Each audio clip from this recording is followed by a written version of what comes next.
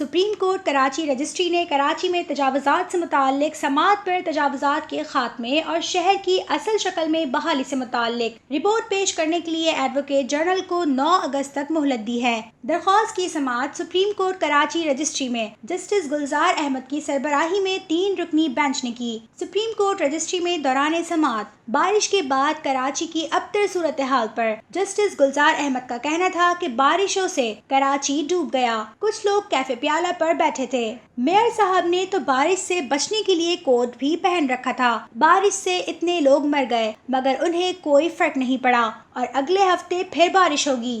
آپ لوگ انجوائے کریں، ساری اذیت شہریوں کے لیے ہے۔ عدالت نے وزیر اعلیٰ سندھ کو توہین عدالت کا نوٹس جاری کرنے کی تنبیہ کرتے ہوئے کہا کہ وزیر اعلیٰ سندھ سے 11:30 بجے تک پوچھ کر بتائیں کچھ کر رہے ہیں یا نہیں۔ اگر عدالت مطمئن نہ ہوئی تو آج ہی وزیر اعلیٰ سندھ کو توہین عدالت کے نوٹس جاری کر دیں گے۔ سندھ حکومت اور شہری حکومت مکمل ناکام ہو چکی۔ اگر وفاق نے مداخلت کی تو اس کا مطلب سمجھ رہے ہیں آپ لوگ؟ آپ کو اس کی سنجیدگی کا علم نہیں۔ ایڈوکیٹ جنرل سندھ کا کہنا تھا کہ کیفے پیالہ پر میئر اور گورنر گئے تھے۔ جسٹس گلزار احمد کا کہنا تھا کہ سندھ حکومت سے تو اتنا بھی نہیں ہو سکا، بنگلے میں بیٹھ کر ہدایت دے رہے تھے۔ سندھ حکومت فیل، شہری حکومت فیل، دونوں بلاک ہو چکی۔ کیا ہوگا شہر کا؟ معذرت کے ساتھ عدالتی حکم پر کوئی عمل نہیں کر رہا۔ ہمارے پاس وزیر اعلیٰ سندھ کو توہین عدالت کے نوٹس کے سوا کوئی چارہ نہیں۔ پارکوں، فٹ پاتھوں اور رفاہی پلاٹوں پر قبضے سے متعلق ایڈوکیٹ جنرل نے بتایا کہ چیف سیکرٹری نے سٹی پلانرز اور اسٹیک ہولڈرز کا اجلاس بلایا تھا، جلد تفصیلی رپورٹ پیش کر دیں گے، مہلت درکار ہے۔ وزیر اعلیٰ سندھ وزیر اعظم سے ملاقات کے لیے اسلام آباد میں ہیں۔ یقین دلاتا ہوں کہ عدالتی حکم پر بہر صورت عمل کیا جائے گا۔ عدالت کا کہنا تھا کہ ایسے اجلاس کا کیا فائدہ جس میں میئر شریک نہ ہو۔ پورے شہر کا بیڑا غرق ہو چکا، ہر جگہ گینگ آپریٹ کر رہے ہیں۔ لالو کھیت، ناظم آباد، کٹی پہاڑی، کہیں بھی چلے جائیں یہی حال ہے۔ وہاں راستہ بنانا تھا تو سرنگ بنا دیتے، کٹی پہاڑی کی کیا ضرورت تھی؟ اور نام بھی اتنا وحشت والا رکھا، کٹی پہاڑی، جرائم کا اڈا بن چکا ہے۔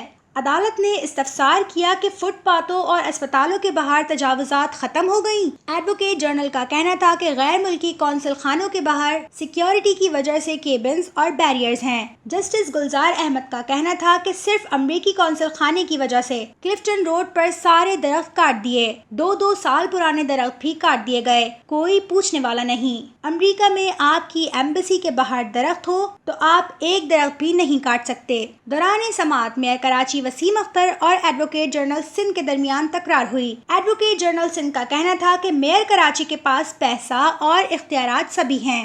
میئر کراچی کا کہنا تھا کہ یہ سرکاری ملازم ہے یا سیاستدان۔ ایڈوکیٹ جنرل سندھ کا کہنا تھا کہ میئر کراچی میری ذاتیات پر بات کر رہے ہیں۔ عدالت نے اپنے ریمارکس میں کہا کہ میئر صاحب آپ کو عزت دیتے ہیں، ایسی باتیں مت کریں، میئر مرضی سے بنے، کام کیا تو کسی پر احسان نہیں کیا۔ عدالت نے وسیم اختر کو مزید بات سے روکتے ہوئے کہا کہ آپ کی مزید تقریر نہیں سنیں گے۔ عدالت نے میئر کراچی کے اختیارات اور کراچی کی صورتحال پر وزیر اعلیٰ سندھ سے جواب طلب کر لیا۔ عدالت کا کہنا تھا کہ 9 اگست تک بتائیں کہ کراچی کے مسائل کیسے حل ہوں گے۔ وزیر اعلیٰ سندھ جامع اور تفصیلی جواب جمع کرائیں۔ حالیہ بارشوں کے دوران کرنٹ لگنے سے شہریوں کی ہلاکت پر جسٹس گلزار احمد کا کہنا تھا کہ جس دن بارش ہوئی سارے میڈیا کا رخ کیفے پیالہ پر تھا۔ میڈیا شہر کی تباہی دکھانے کے بجائے صرف کیفے پیالہ کی کوریج کر رہا تھا۔ میڈیا شہریوں کی پریشانی نہیں دکھاتا کیونکہ انہیں اس کے پیسے نہیں ملتے۔ میڈیا کے پاس صرف 4 موضوعات ہیں، اس کے علاوہ انہیں کوئی غرض نہیں۔ عدالت نے اپنے ریمارکس میں کہا کہ اگر نکاسی ہو جاتی تو شاید ہلاکتیں نہیں ہوتی۔ کے الیکٹرک کو کوئی پوچھنے والا ہے؟ کسی نے ان کا گریبان پکڑا؟ کے الیکٹرک نے کچھ ڈیلیور نہیں کیا، سارے تانبے کی تاریں بیچ کر ایلومینیم کی تاریں لگا دیں۔ آپ سب لوگ ملے ہوئے ہیں، شہر کا انفراسٹرکچر تباہ کر دیا۔ کیا ماڈرن شہر میں لوگ کرنٹ لگنے سے مرتے ہیں؟ پتہ نہیں چڑیا گھر میں جانور بھی ہیں یا نہیں، سارے کچے پکے جانور بچے ہیں۔ جانوروں کے کھانے کے پیسے بھی افسران ہی کھا جاتے ہوں گے۔ چند ٹکوں کی خاطر پورا شہر بیچ ڈالا۔